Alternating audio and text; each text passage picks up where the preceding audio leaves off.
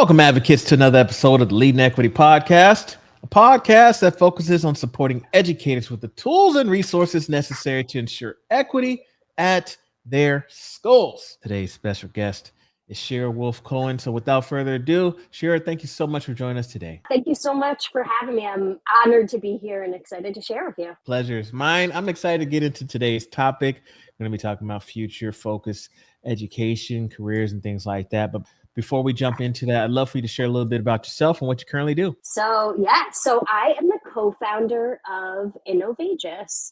Innovis, we're an education consulting group. We work with schools and organizations all over the country to ensure continuity of learning and inclusive opportunities for all students. So we really do that by working with the adults. Before I stepped into that role, I served at a charter school here in Philadelphia for 19 years, where I served as a middle school math teacher and at a school time leader, assistant principal, and principal, and really supported the school's growth, growing from a school that was K-8, 465 students, to K-12 for 1,500 students. I also am the author of Leading Future-Focused Schools, Engaging and Preparing Students for Career Success, which is a new book that's out, and I'm excited to share about it. Yeah, links in the show notes, folks. Make sure you support.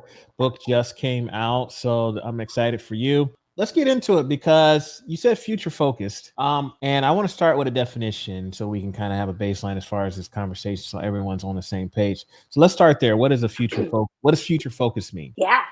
Future focused means that the stakeholders in our space, our teachers, our students, our leaders, our families, our community partners, are all working towards the same goal of preparing every young person for their future. And it just doesn't happen by saying it. It happens by embodying a future-focused mindset through our actions, through our words, through our programs, through the embedded activities, and through the leadership moves that leaders have in schools to really build a future-focused mindset that permeates the whole school community. Okay, thank you for the definition. And as I'm listening to the definition and your explanation behind it, I just wanted to make sure we have a clear distinction. Yes. Is this college prep or are we encompassing other things? No, this is not college prep. This is prep for our future. We open the newspapers today, right? And there are young people who are prepared to leave high school to go into certain careers and make just as much money and have just as much economic mobility as those people who might be going to college.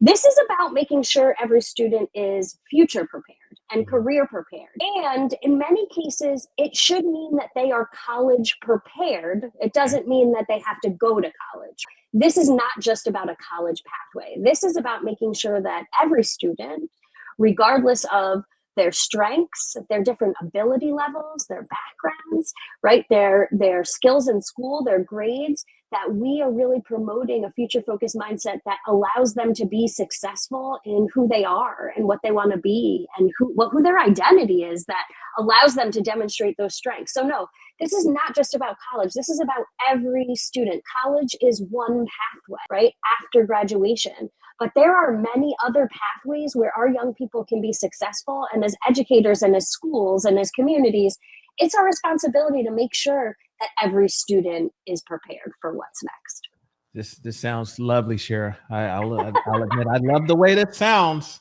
All right, every kid, but what does that look like? So let's jump into some examples. Because I could say, a lot of schools, I would argue all schools say that we're preparing kids for the future. Yeah. What does that look like when it comes to action? Yeah. So it starts with the leader. Okay. It starts with, as a leader, us saying that this is actually something that is going to be important. It is going to mean that we are establishing as leaders this future-focused school identity. It includes us doing things like creating a shared vision, coming up with those symbols that represent our school and the mindset we want to have. We have to be able to model that and celebrate and share progress and tell those stories, right? At first, as leaders, we really need to help the schools set that up. But then we also need to start by building those supportive structures for implementation for our staff, our school, our culture. And that means thinking about not just saying to teachers, you need to do this, but actually providing them professional development and resources, and putting things at their fingertips and ideas that inspire them. That might mean making sure as leaders that we're having that cross-curricular collaboration, that planning time is happening for teachers, that we're not just expecting them to connect what is in their textbooks or the curriculum resource to careers, but we're making sure that they have these things. And then lastly, we have to really empower the ecosystem around us. So educators, we have to make sure they're leaders of this change. This is not as a principal or as a leader saying this is going to happen in our school, but this is about empowering teachers, bringing in teacher leaders, starting committees, finding out what teacher strengths are and having them share that, fostering that like growth and culture of experimentation that allows our teachers to have some autonomy in pulling out the strengths of our young people. On the ground, what this looks like is it really looks like two things happening simultaneously. It looks like as a school, we have identified activities that fit a career development continuum for our young people. We are not having a shadow day for students in 7th grade and then in 10th grade and then in 12th grade. We can't keep repeating ourselves. We have to have a continuum of activities for our young people that is identified and has resources and has coordination, has structure. And then we have to have the embedded day-to-day activities that are happening in our classrooms, where teachers are acknowledging student strengths, where voices are heard in the classroom, where there is snippets of connections to make young people aware of careers that could be connected to the content. We have to have both these intentional activities that match a continuum that requires coordination and intentionality.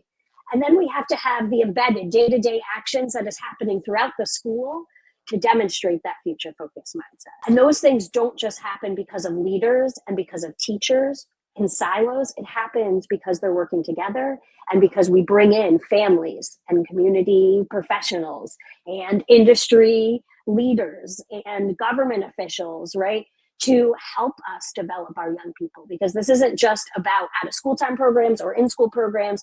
This is about how do we do this in an authentic way that moves whole school communities forward. Okay, I like this. So one of the things that stood out was the shared vision. So yeah, that's very important. We all need to be on the same page as far as teacher, staff, community. You said the families and things like that. So everyone needs to be on the same page. What type of activities that? Because I heard you say activities a lot, but you also mentioned not necessarily a shadowing type of activity, or maybe I misunderstood that.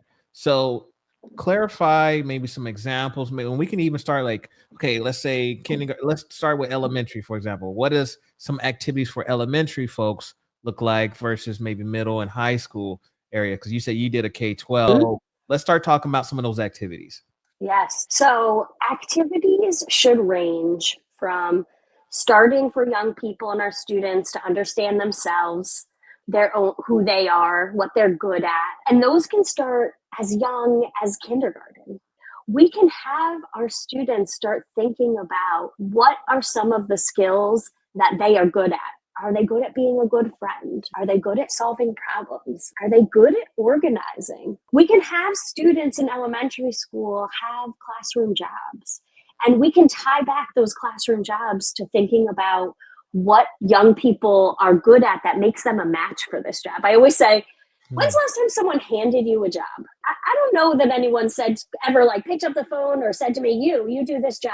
I always had to prove I was a good match for that. I've seen elementary teachers have jobs. So many teachers, almost every teacher has a job, right? It's in the 101 classroom management book. But how many of them make connections to like the reason you got this job was because I noticed. Maybe the line leader is someone who I noticed is willing to be in front of everyone else and be willing to have people like follow their lead, right? How do we make these connections for young people? Not just you're the line leader or you're the paper passer out there.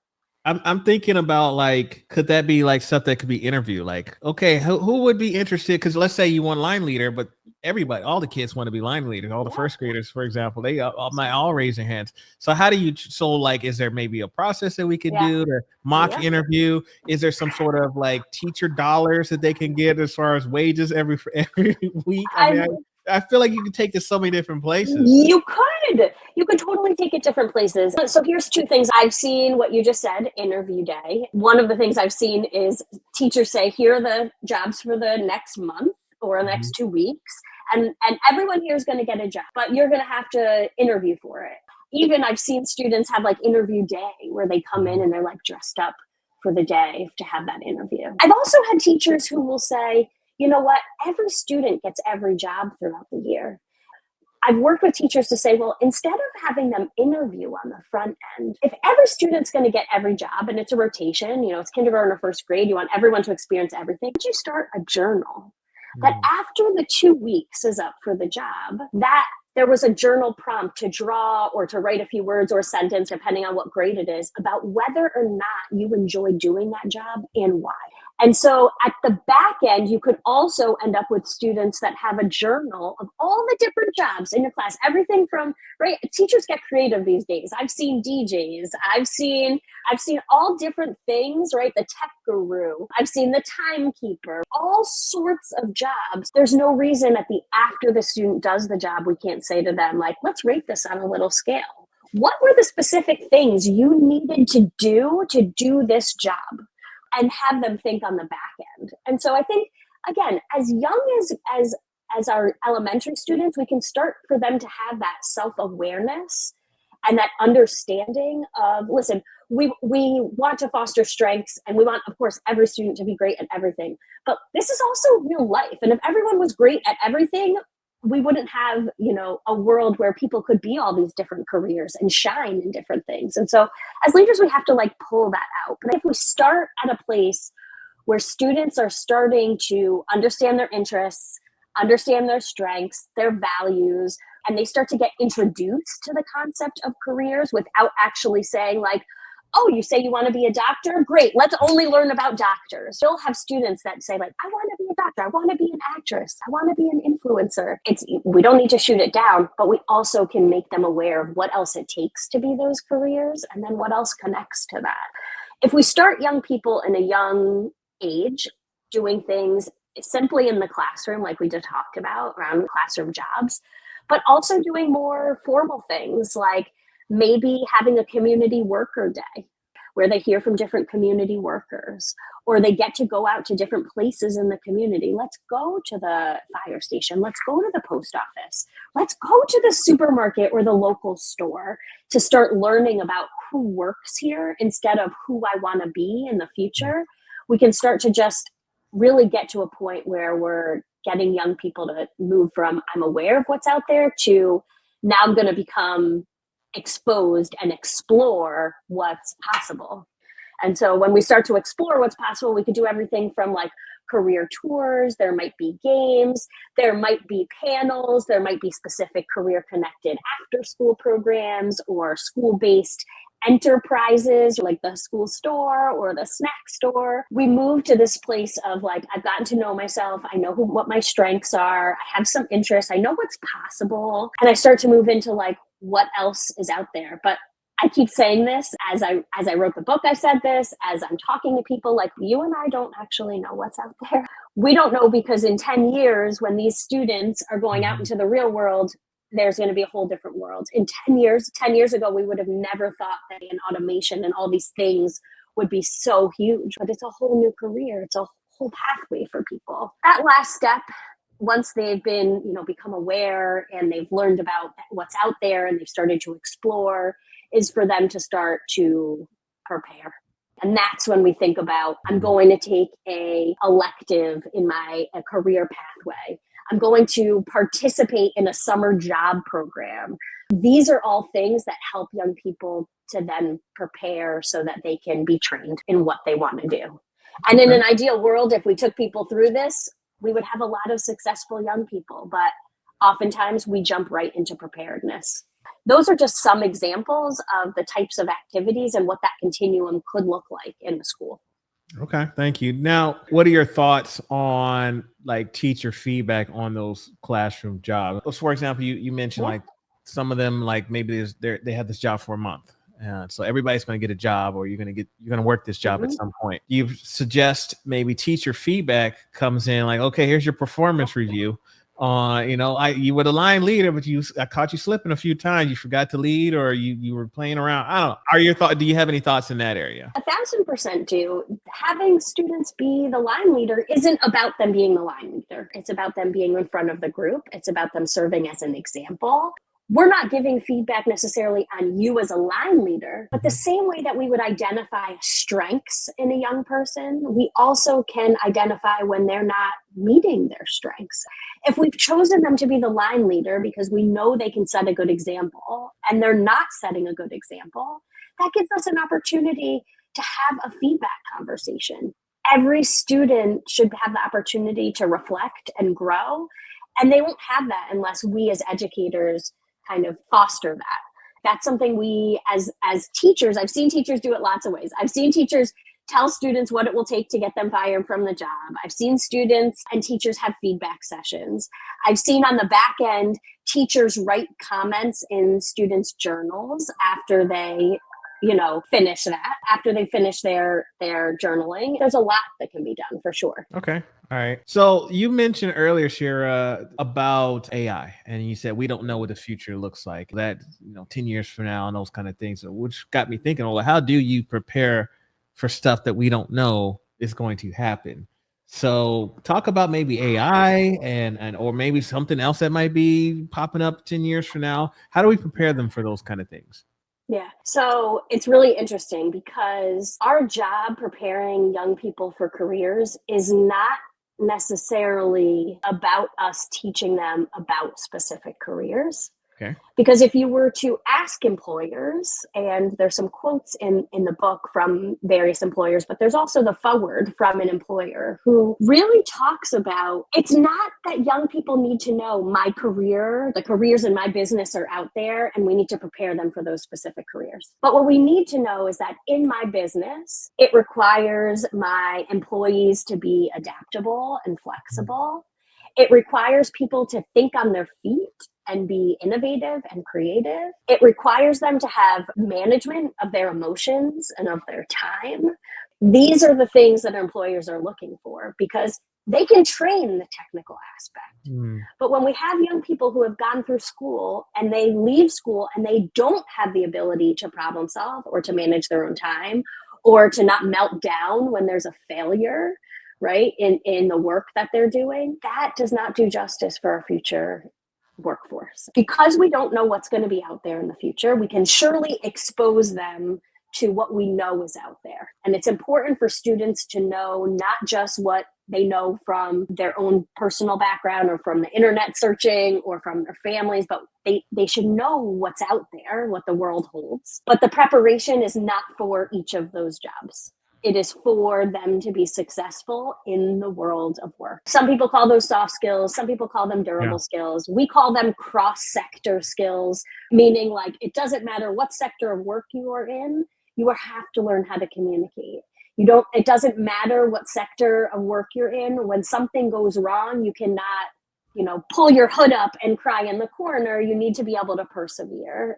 Our jobs as educators is to make them aware of what is currently out there and for them to build technical skills in those things. But our real job is to make sure that they have all of these cross-sector skills that will help them to succeed no matter what job or career they go to, because we don't know what those careers are. Okay. So just so I'm clear, at the K-12 level, because I know there are some schools that are they call them comprehensive schools, or there's schools where we're always going to need a doctor. I doubt it. I don't know. Maybe AI could I would feel more comfortable. You know what I'm saying? I feel like doctor, attorney, maybe teacher. There's certain professions that are going to be around. Of course. So what I'm hearing, so I don't want to misunderstand what I thought I heard, was we shouldn't focus necessarily on how to be a doctor or how to be a lawyer, how to be a teacher, but focus on, like you said, not cross culture. What do you call them? Cross-section? Sector. Cross-sector skills, which can be applicable across the board. It's not one or the other. It's both. We have to allow them to be exposed and explore careers that we know are out there, but we also have to get them to really be strong in those cross-sector competencies and skills so that when a new career pops up and they're like, I have never heard about this career, but I see that it requires problem solving and innovation and adaptability. I can do that. I'm good at those things. It's not one or the other, it's both. And especially when we're talking about elementary and middle school, we can really foster those things. In our high schools, a lot of students are getting into that preparation and training phases of the continuum. They are joining CTE programs, they're getting certain types of certifications, they're in career pathways, they're taking or dual enrollment classes. Those young people might say, hey, I want to be a doctor. It doesn't mean that they're going to be a doctor, but it might mean that they are taking some courses or programs that allow them to gain the technical skills to do that. Got it. Okay. Now, this is my show is all about, and I heard you mention it, meeting the needs of all students. Sometimes we default, and again, bias, whatever. I'd say best intentions, but sometimes we miss out on some of the students that might have some exceptionalities, neurodivergence. There might be some language challenges, whatever it might be. They may not fit within the mold of quote unquote a traditional student or general education student. What are some differences that you would say a teacher or a leader should take as far as their approach to supporting students that do not fit within the general population of a school setting? So it's interesting. There are two, while I was writing the book, I wrote it from start to finish. And when I was done with my first draft, I said, like, there are these holes, these things that I know I want to talk about, but I didn't write about right away. One of those was around how do we make sure that our future focused mindset is inclusive of our students who have IEPs or are learning English or might have other needs that we need to address. And one of the other ones was around how do we make sure that our career development programming is culturally responsive. And so I'm going to start with the first one, which is when I recognized that, I also was like, this is a great opportunity to bring in team members of mine who are deeply experienced in this. And so what you'll see in the book is a section that we're calling Innovis Advice, which is a Q&A with some of our team members around these topics. Alicia, who is one of my co-founders, wrote about inclusive practices in special education and in career education. What I thought was so interesting is she started by saying, well, regular education, general education needs to start by learning from high quality special education because every student needs a transition plan. When you're moving from elementary to middle to high school, you have to have the secondary plan. And when you're moving after graduation, you have to have a transition plan for your post-secondary preparedness. This is actually something that is very much already ingrained in the systems and the processes for special education, is to say, what are we preparing young people for? The student, what are the goals? What are the programming? It's really about how do we make sure that the programming that we're creating for our entire school also can help meet the requirements of the IEPs and the transition planning so that we're also not working twice. When we come with this approach of like we're universally designing a career development continuum and program for all of our students, then we also make sure that we're meeting, the compliance requirements for our special education students. At the same time, the whole idea, and I'm so glad you started by asking me about the college pathway. This is not about students on a college pathway or students in a CTE or technical education pathway or right to an apprenticeship or school to work pathway.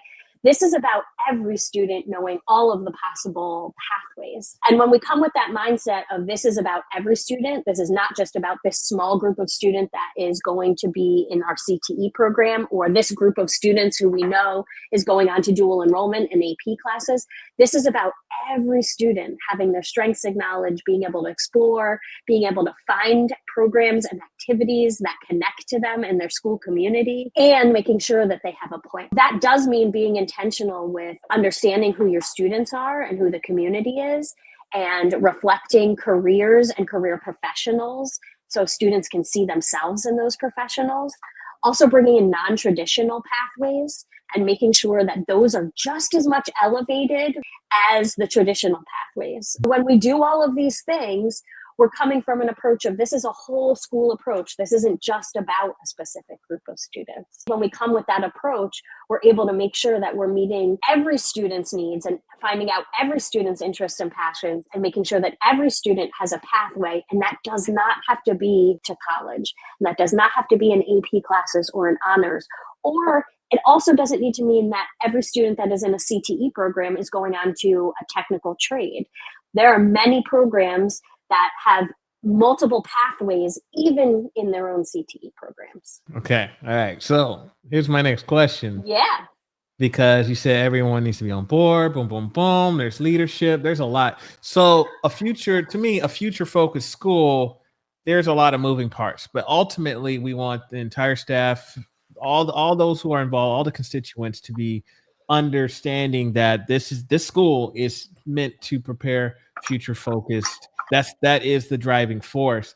But the question that I have, is there someone outside of the school principal that should be heading up a lot of this work? Is there like I feel this might default to the school counselor who also has other challenges, or should we hire or like consider having a future focused coordinator or something? Such a good question. So I always say it has to start with the principal. I was a principal for many years, and in that space you always want it to be that if you were step away, all the things would happen and continue, but like the leader of the school has to first start by modeling and communicating that this is important. Okay. However, there is coordination. Yes, you mentioned the counselor. I actually do believe this is a point of empowerment for counselors. Many counselors are not a part of tier 1 instruction in their school. They are there for interventions. They are pulling kids for small groups on counseling issues or social, emotional, or behavioral. But this is an opportunity for a counselor to be in tier 1 programming, what every student is getting, and to be a part of leading some of that. I don't think it should fall on their shoulders. But in reality, our school counselors are likely the only professionals in our school who are professionally trained in this area. There is something about elevating leadership with counselors, elevating leadership in teacher leadership. So when I was a principal, I had teacher leaders for careers that were in 7th through 12th grade. And it was a grade level EC role that allowed for there to be some grade-wide coordination. If you have the possibility to hire someone to do this coordination, make sure that community partnerships are aligned and there's communication, people don't feel overwhelmed, there's some coordination with some larger scale activities. Yes, but in many cases, leaders, especially now, don't just have that flexibility to hire a position. But in many cases, the way we build buy-in is by building that shared ownership. And that comes from bringing in teachers, empowering counselors, finding out what the skills are of staff, of your other leaders, and leaning on those community partners as well. Having community partners support that could be a really, great added value. But it's not up to one person. And we can't expect people to just say, yes, I have a new full-time position. It starts with the leader. It is about buy-in, and there has to be the shared leadership. And that comes from considerations in your school community and what you know about your team. All right. Fair enough. I was just curious. So yeah, no, I hear you. I know, like, I guess it just kind of depends. Sometimes I hear like I'll have a counselor on the show and they talk about, 400 to 1 ratios, and it's just crazy with just the school and scheduling and, like you said, the intervention, mental health side of things, and then you're tacking on the career side, future ready type of thing. So that was my thought process behind that. No, and I definitely hear that, and I keep going back to when our counselors are just focused on tier 2 or tier 3 interventions, then of course the number of students needing those interventions is going to go up. But if we can find a way for our counselors to be part of that tier 1 instruction, because you heard me say career development and a career continuum is not about teaching kids about specific careers. It's about giving them and making sure they've been taught and can practice and reinforce the skills that can help them to be successful in any career.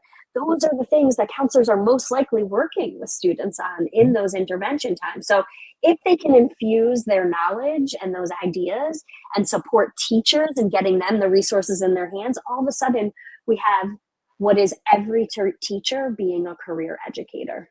Yeah. All right, love it. All right, well, I'll say that, Shara, I've learned a lot and I appreciate the conversation. I'd love for you to take us home with any final words of advice you want to provide to our listeners. Yeah, my final words of advice would be to start small. This is not about making a school-wide shift overnight. The book is separated into three parts. It has reflection activities, it has practice activities, it has reproducibles and tools. And it could be something that is, accessed throughout an entire year in smaller chunks. I encourage you to access it, to find the starting place for your school and your community, and to start by really communicating and setting that vision, and then you can go from there. So I'm looking forward to hearing from any of you, and you can reach out to me. I'd be happy to connect. Yeah, well, what's the best way to reach you online? Yeah, you can go to our website, innovagus.com. There is also, you can contact us, you can meet. You can also reach me at shira@innovagus.com. All right, there it is. Once again, Shar Wolf Cohen is here, leading future-focused schools, engaging and preparing students for career success. Links in the show notes. Shira, it has been a pleasure. Thank you so much for joining us. Thank you so much for having me, and have a great rest of your week.